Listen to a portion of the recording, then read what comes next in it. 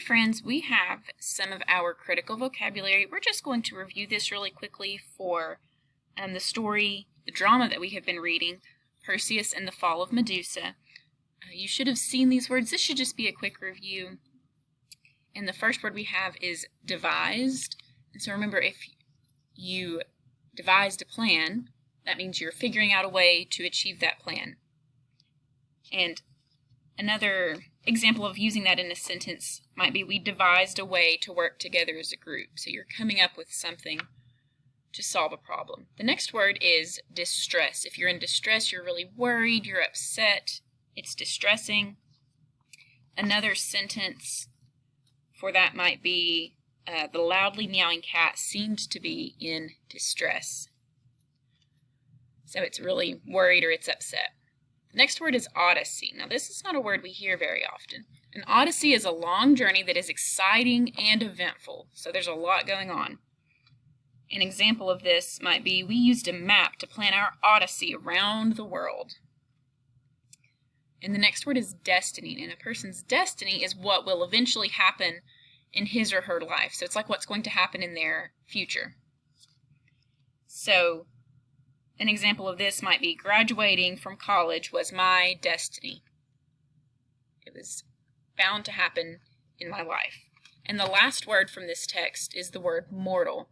And a mortal is a person who lives and dies. So each human living on earth is mortal.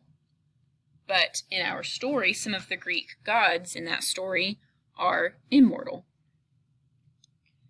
So next, what we're going to look at are some homographs and homophones. Again, another review. So homophones, this homo prefix means same, and phone means sound. So they are words that look different but sound the same. They have the same sound. Homograph, look the same. They have the same writing, they're spelled the same way, but they have different meanings. And so learning the differences between these words will help you understand how they're used in text better. So for example, I know a gift fit for a king. So we have the word no underlined here, and he came with no gift. So would those be homophones or homographs? No and no. They sound the same, but they don't look the same. They don't have the same writing. So those would be homophones. What's the difference between no, K-N-O-W, and N-O, no? The first one is to be aware of something, to have that knowledge in your brain. The other one means to not have any, or you can't do that. So our next example is, soon that bike will be mine, and the girl was stung by a bee. So now, are these homophones or homographs? They definitely sound the same, but are they spelled the same way? Nope. So these, again, like no and no, these would be homophones. And the first word, bee, is like something that you're doing. And the other one, bee, with two E's, that's the insect. So those are fairly easy to tell apart and know when to use those. If you're not talking about the insect, you're using BE. The next example we have is, she dove into the pool, and the dove perched in the tree. Now these don't even sound like the same word, but they look exactly the same. They're both spelled D-O-V-E. So in this case, these would be homographs. And you really have to look at the sentence and the context clues to know how to pronounce that word. If I didn't see that word pool and the dove perched in the tree, those are some things that clued me in that this is dove. I don't dove into a pool. And this is dove. The dove perched on the tree does not make any sense. And the last example we have here, I bought a pair of boots. I have a pair in my lunch. So already looking at these, I know they're not spelled the same, so they're not going to be homographs. These are homophones. Pair of boots, so that means two of something, and P-E-A-R, pear, is the fruit. So that was just a really quick review of homographs and homophones. We have been talking about those quite a bit.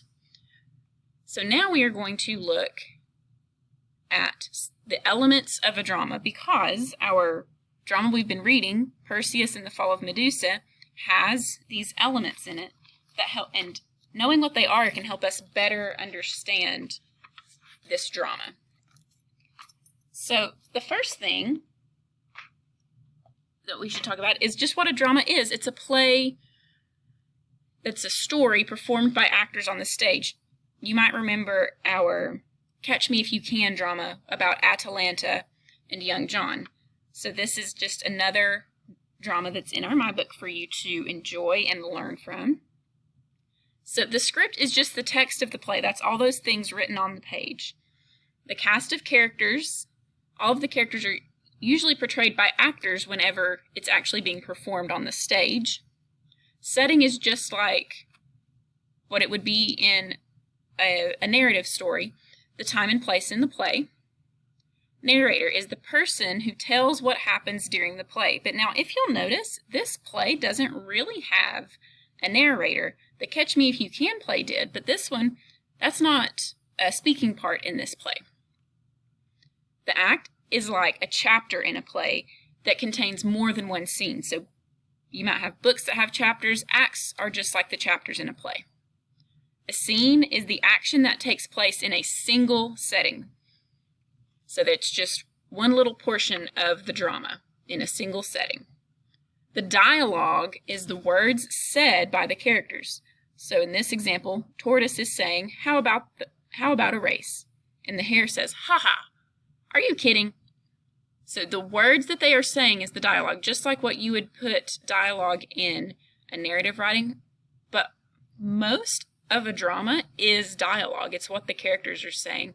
But you'll also see these things in parentheses, sometimes along with that dialogue, and those are the stage directions, and they are written instructions that would be telling the actors what to do if they were up on the stage. But even if we're just reading it, it gives us a clue to some of the characters' thoughts, how they're feeling about things, and it gives us some of their actions, even if we can't see it actually being performed. So now, in our My Books, on page 276, we're going to look at some of the elements that are in this particular drama, Perseus and the Fall of Medusa. The first thing I want us to look at on this page is the cast of characters over here. It's just a list of who is in this play, and I like this one because it even gives us illustrations of who that character is and what they look like. So we've got this cast of characters, and I want you to just look at that. How does the information in the cast of characters help you think about what might happen in this play? What information is that giving you?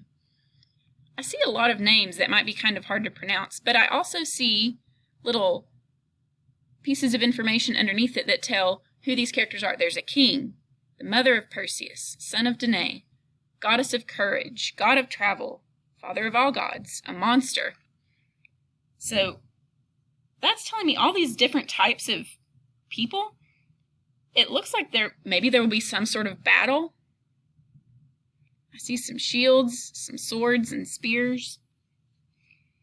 And maybe a conflict with Medusa, the monster.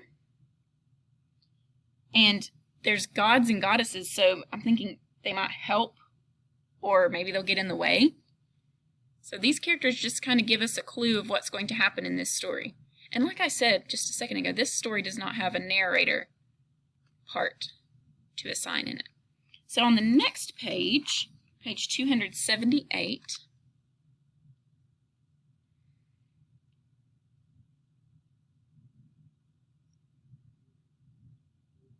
on this page I want us to look from section 12 to 18, and I want us to really pay attention to the stage directions in this. That's where we see these parentheses here that we know wouldn't be said out loud if it were being performed, but the characters would be showing these.